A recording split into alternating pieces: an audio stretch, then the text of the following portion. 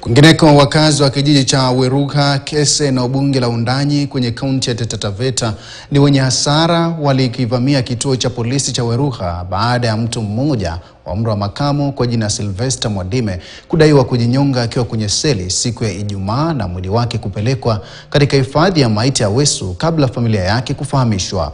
Mwadime anadaiwa pia kujisalimisha kituoni humo baada ya kutakiwa na polisi kufika ili kujibu madai ya kumdhulumu mkewe nyumbani, kama Hezron Kimari anavyoarifu kutoka Taita Taveta.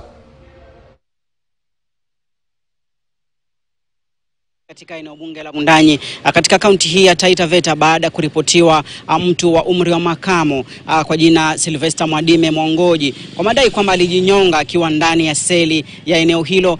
Hii ni baada ya kwamba aliweza kuitikia wito wa askari kufuatia baada ya mkewe kuripoti dhuluma za kijinsia nyumbani. Na sasa tupate kauli za wakazi vile vile pia familia. Hii ni habari ambayo inachanganya watu wengi.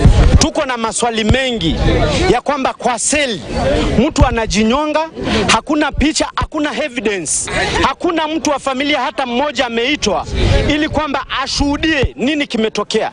Ripoti mtu amepelekwa mpaka Wesu Ijumaa, ripoti zinafika Jumamosi, ndio Jumamosi jioni ndio watu wanapewa ripoti. Na inasemekana siku hiyo huyu OCS alipopata hiyo Friday hiyo Ijumaa wakatumana gari. Ile gari ndio inasemekana ilimtoa hapa ya OCS ikampeleka huko Wesu. Na OCS alipofika hapa alijaribu kumshika huyu bwana, angalia kweli amefika. Alipata kuna joto. Wakaona kama wacha wampeleke wapi? Hospitali. Ubaya ni kwamba hawakupiga ripoti yote pale. Kwa hivyo wakampeleka wapi? Huko hospitali Wesu. Wananchi hawana imani. Sisi tunapenda polisi. Manake bila polisi hapa hatuwezi enda. Na polisi si wote ni wabaya. Hata wale wako hapa si wote ni wabaya. Lakini wananchi wamesema wamezoeana sana kiasi ya kwamba hakuna kitu kinafanyika. It's very sad and it's very bitter. Kwa sababu mtu hawezi kuja mwenyewe kwa police station alafu mtu anampeleka moshari bila watu wako kujua. Haiwezekani. Na hiyo haitawezekana hata kwa siku nyingine, hata area chief mwenyewe ajui. Mama Sylvester Mwadime ambaye amelala. Mimi kwa upande wangu nimesikia ushahidi wote, vile mtoto wangu alitoka nyumbani, vile amekuja hapa, vile ameaga na vile amepelekwa Wesu akiwa yuko hai.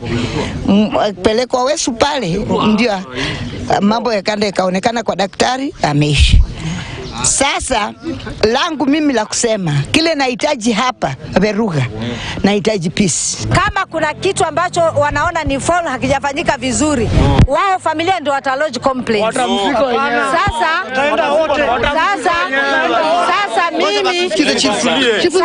Sasa mimi tangu tuingie hapa asubuhi, si tumeingia asubuhi, sasa hii inaelekea saa 8, ni kwamba katika mawazo yenu mnaona hakuna suluhisho.